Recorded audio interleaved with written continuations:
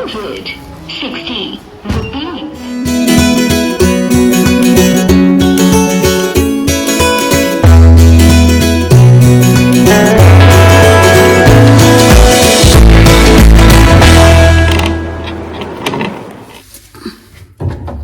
Hello, അപ്പം എന്തൊക്കെയുണ്ട് നിങ്ങളെ വിശേഷം? സുഖമാണോ?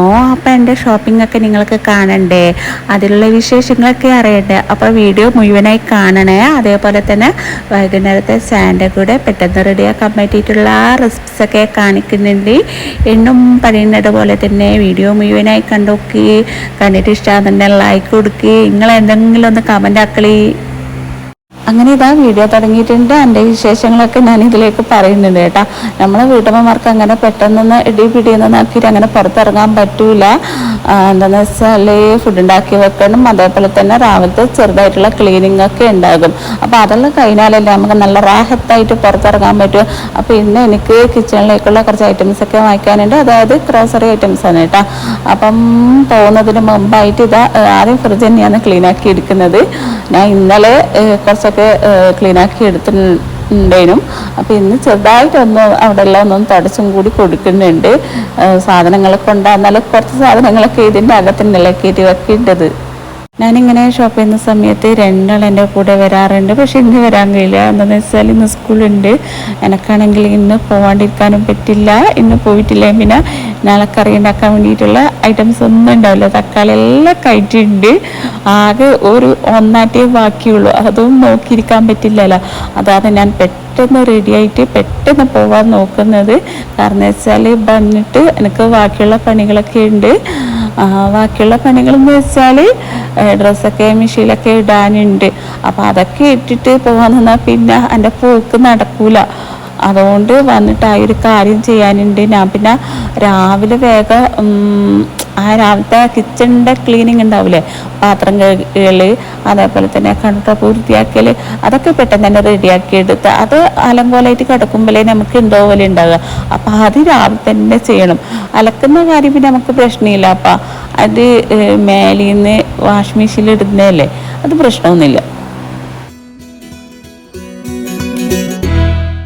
അങ്ങനെ ഇതാ ഞാൻ ഷോപ്പിൽ എത്തിയിട്ടുണ്ട്. അകത്ത് കയറുന്നതിൻ്റെ മുമ്പായിട്ട് പുറത്തുനിന്ന് ട്രോളി എടുത്തിട്ട് അത് ഉന്തി നേരെ പോയത് അരിൻ്റെ ഒരു ഭാഗത്താണ്. അവിടെ നിന്ന് എനിക്ക് 3-4 തരത്തിലുള്ള അരിനെ എടുക്കാനുണ്ട്. ഞാൻ ഷോപ്പ് ചെയ്യുന്നത് നിങ്ങൾ ഡീറ്റെയിൽ ആയിട്ടൊന്നും കണ്ടിട്ടില്ലല്ലോ. അപ്പോൾ ഈ ഒരു വീഡിയോയിൽ ഡീറ്റെയിൽ ആയിട്ട് കൊടുക്കുന്നുണ്ട് കേട്ടോ.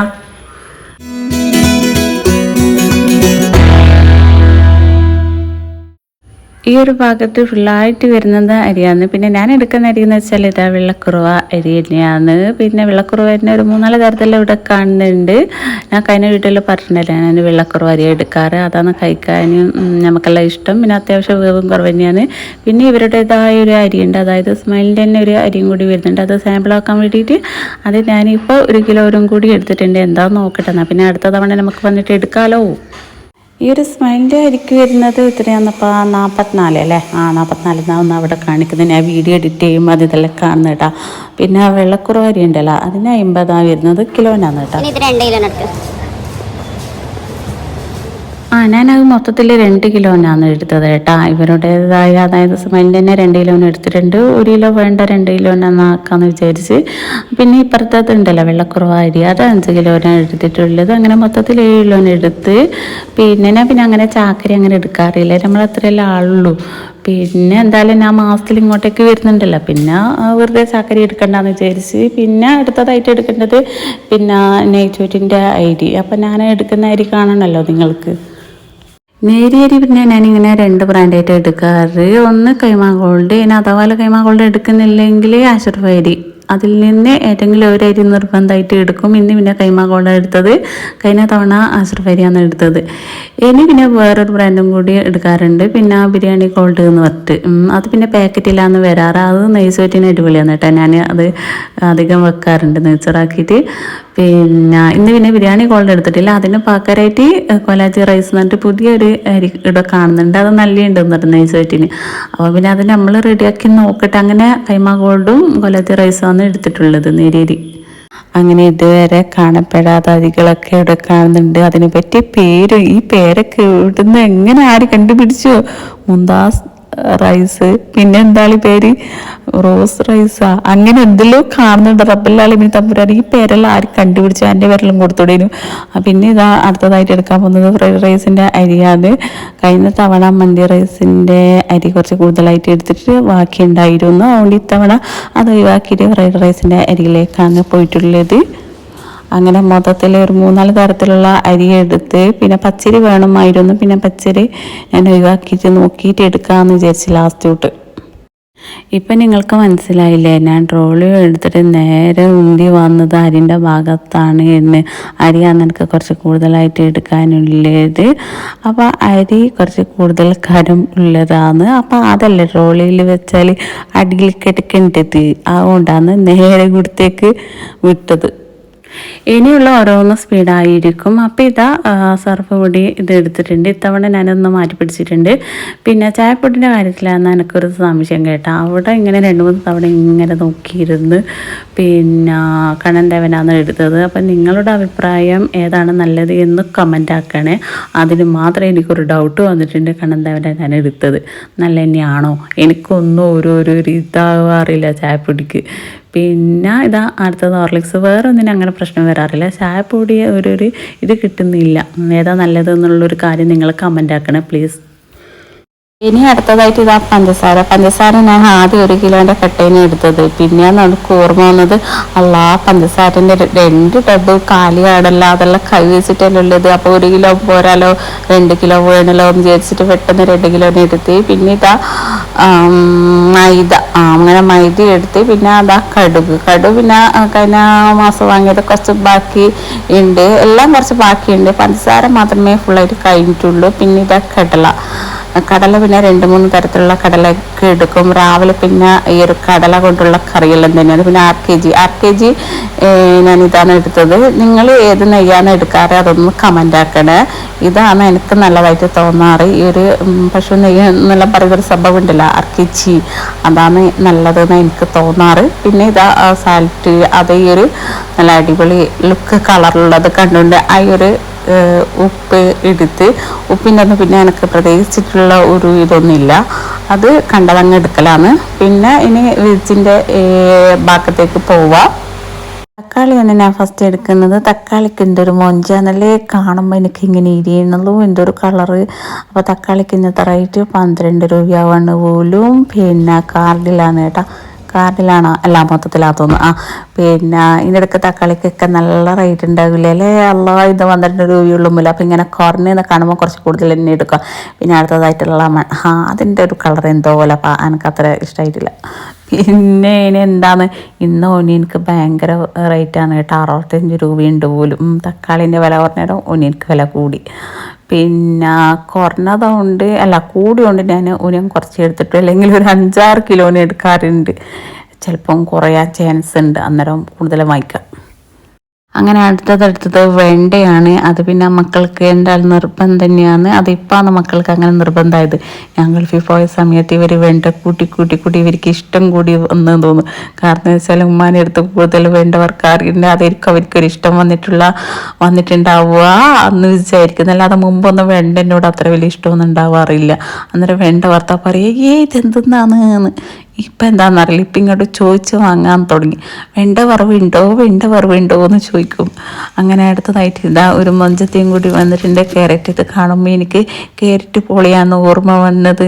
ക്യാരറ്റ് പോള റെഡിയാക്കുന്നത് ഇൻഷാല്ല ആ റെസിപ്പിക്ക് ഞാൻ മുമ്പൊക്കെ ചെയ്തിട്ടുണ്ട്. എന്നാൽ പുതുതായിട്ടുള്ള ആരെല്ലാം നമ്മളെ വീഡിയോസിൽ വന്നിട്ടുണ്ടല്ലോ അവർക്ക് വേണ്ടിയിട്ട് കാണിക്കുന്നുണ്ട്. പിന്നെ ഇതാ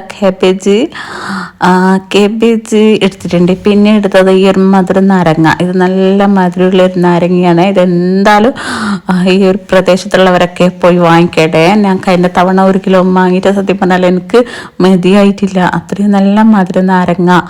ഇതിന് അത്രയും റേറ്റ് ഉള്ളൂ. 1 കിലോ 50 രൂപയാണ് കാണിക്കുന്നത്. ഞാൻ കുറച്ച് കൂടുതലായിട്ട് എടുത്ത്.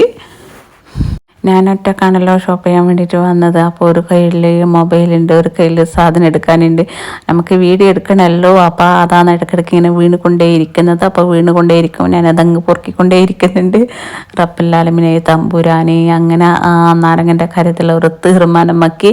ഇനി അടുത്തത് ഏതാണോ നമുക്കൊന്ന് പോയി നോക്കാം. നാരങ്ങ എനിക്ക് ഭയങ്കരമായിട്ട് ഇഷ്ടമായിന് കേട്ടാ, നല്ല ഉണ്ട്. പിന്നെ നല്ല മധുരവും ചില നാരങ്ങ ഉണ്ടാകും, വായിൽ വരെ വെക്കാൻ കൊള്ളാത്തൊരു നാരങ്ങ ഉണ്ടാകും. ഈ ഒരു ഷോപ്പ് നമ്മളെ നാട്ടിൽ തന്നെയാണ് വരുന്നത്. പിന്നെ ഈ ഒരു സമയത്തായതുകൊണ്ട് അങ്ങനെ തിരക്ക് കാര്യങ്ങളൊന്നുമില്ല, അതുകൊണ്ട് ഞാൻ രക്ഷപ്പെട്ട്. അല്ലെങ്കിൽ ഓരോരുത്തരുടെ ഫേസൊക്കെ എൻ്റെ വീഡിയോയിൽ പെട്ടുപോകും. എന്നിട്ട് പിന്നെ വീഡിയോ എഡിറ്റ് ചെയ്യുന്ന സമയത്ത് അത് ബുദ്ധിമുട്ടാണ്, കട്ടാക്കി എടുക്കണ്ടേ, അങ്ങനെ കക്കരി എടുത്തിട്ട് അങ്ങനെ ഓരോന്നും എടുത്തെടുത്ത് പെട്ടെന്ന് ട്രോളിയും കൊണ്ടിട്ട് ഞാൻ മുന്നോട്ടൊക്കെ പോകുന്നത്. അതായത് അവിടെ പോയാലേ എനിക്ക് ഫ്രഷ് ക്രീമൊക്കെ എടുക്കാൻ പറ്റും, അങ്ങനെ ബ്രെഡ് എടുക്കാനുണ്ട്, അങ്ങനെ ഓരോന്നും എടുത്തെടുത്ത് ഞാൻ കൗണ്ടറിൻ്റെ അവിടെ പോയത് ബില്ലടിക്കാനുണ്ടല്ലോ. എത്രയാ ബില്ല് വരാമെന്നൊന്നും പറയാൻ പറ്റില്ല, നമുക്ക് ഒന്ന് പോയി നോക്കാം.